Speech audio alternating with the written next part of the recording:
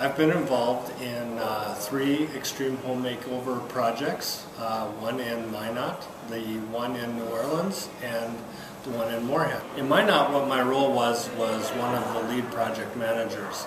I worked closely with Nick Meyer, who was our design person at the time, and the two of us were basically on the job site about 16 hours a day, answering various questions for all the trades and making sure that the project ran smoothly.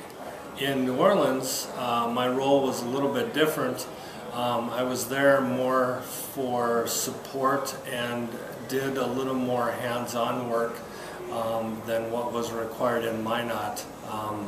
There were a lot of people there in the project manager role or running the project, being it was 8 different contractors working on that project, so it was a little more hands-on, helping getting things installed, helping move things, help with concrete work. It was a lot more hands-on that time than in Minot. In Moorhead, my role was to work with Eric Smith, our designer. We had the night crew. We were the project managers, and we worked basically from 7 o'clock in the evening till 7 o'clock in the morning. And again, similar to Minot, we were responsible for dealing with the trades, making sure that they had all their materials, they had questions answered, obviously in a timely manner, and just helping the job run smoothly, and then making sure that when we turned things over to the morning crew, that it was a seamless transition. We had a lot of fun on this build.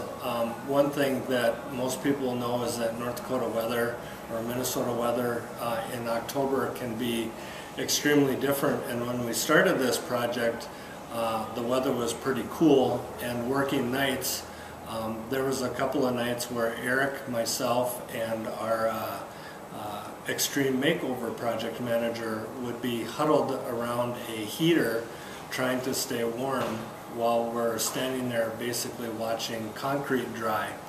And we did that for the first 2 or 3 nights, and then after that it was like summertime, so we were basically in short sleeves and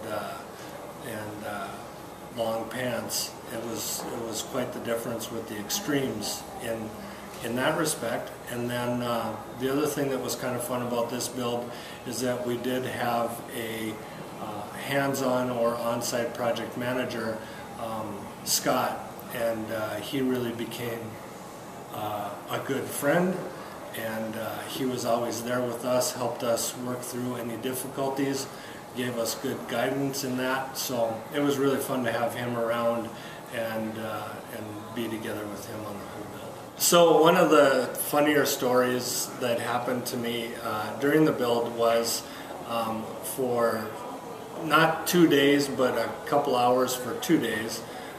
In the morning, after I'd been up for about 14 hours, I had a reporter follow me to do an article on one of the project managers, and I was the lucky one that got picked for that article. She followed me around. She wasn't very construction savvy, so anything that I talked about, I had to kind of explain to her what we were doing and why we were doing it, and also having to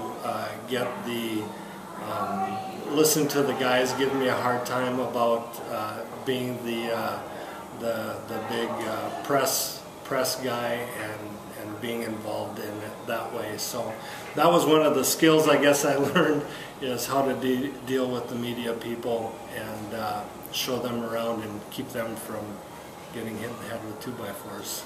So one of the nice benefits of the build being here in Fargo-Moorhead was that my wife was able to be involved. She worked on the food services side. She ended up working nights along with me, so there was times where we could kind of interact. She could come up to the house and see how things were going. That was something that she wasn't able to do in the last 2 builds. The other benefit was my kids being able to be around. They get they get a very big kick out of being able to come and watch those kind of things. I know we've still got the night the show aired on DVR, so they watch that occasionally when they're bored on a Saturday, and they just think it's cool that when they can see Dad on TV every once in a while. So it's fun. It was very, very nice that they could be part of it, and it's something that they're going to remember for a long time.